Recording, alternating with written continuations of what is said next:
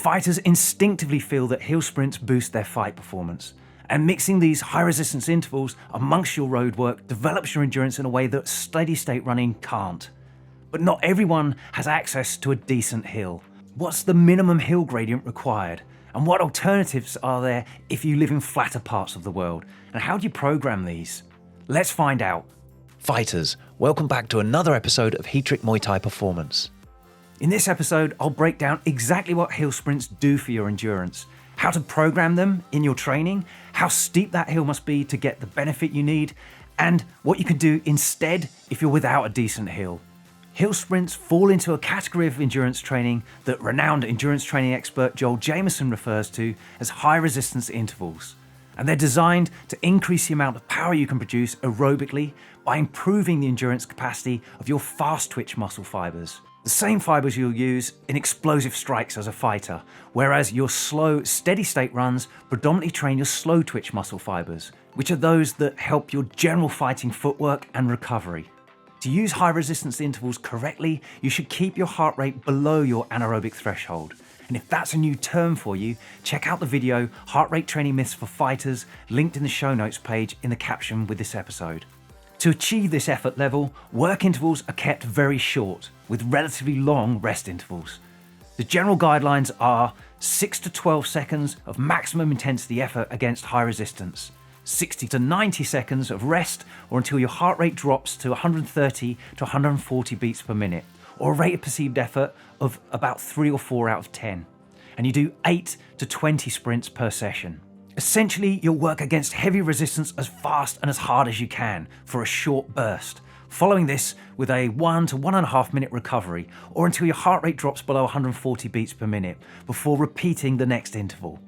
You'll need to keep still during the rest periods to recover quickly and to hit the next work interval as fast as possible. If you're using a heart rate monitor, observe your heart rate recovery between rounds. You'll notice your heart rate takes longer to drop as the intervals progress. Regardless of how fit you are, it's important to start small and progressively build up. Resist the urge to max out the number of sets that you do from the first session. Instead, incrementally up the ante, as this creates long-term adaptation that continues way beyond 6 weeks or so.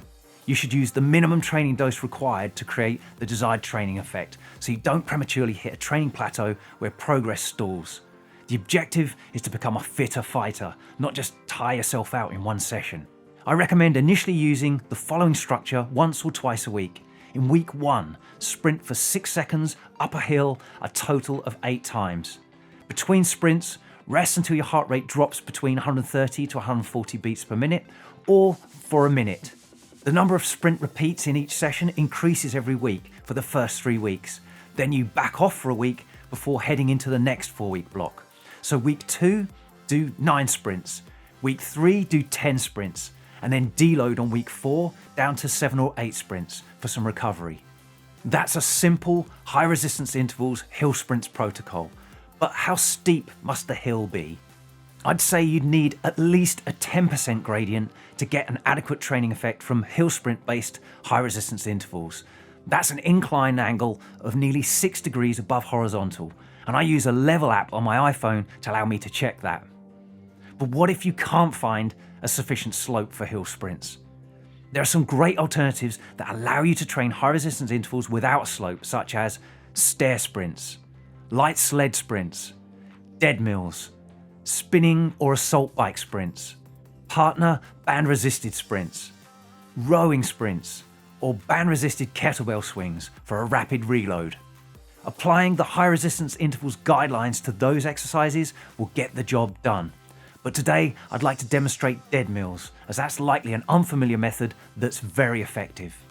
Dead mills are as simple as setting your treadmill on maximum incline and then turning the power off.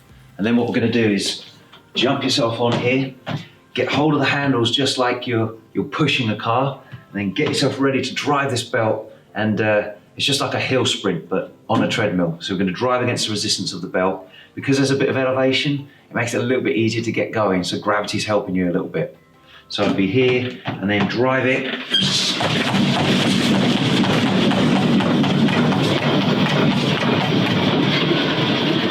And then jump off again. So that'd be one hill sprint or one dead mill sprint.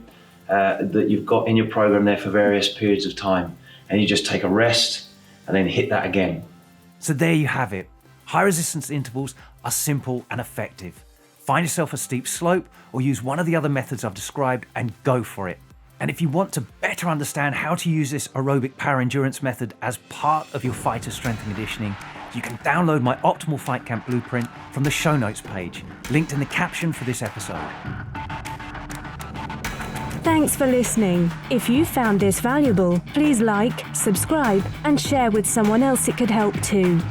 Please give the podcast a review or comment below. We'd love to hear from you. As always, you can visit Heatrick.com for more Muay Thai performance podcasts, videos, articles, and guides. Catch you next time.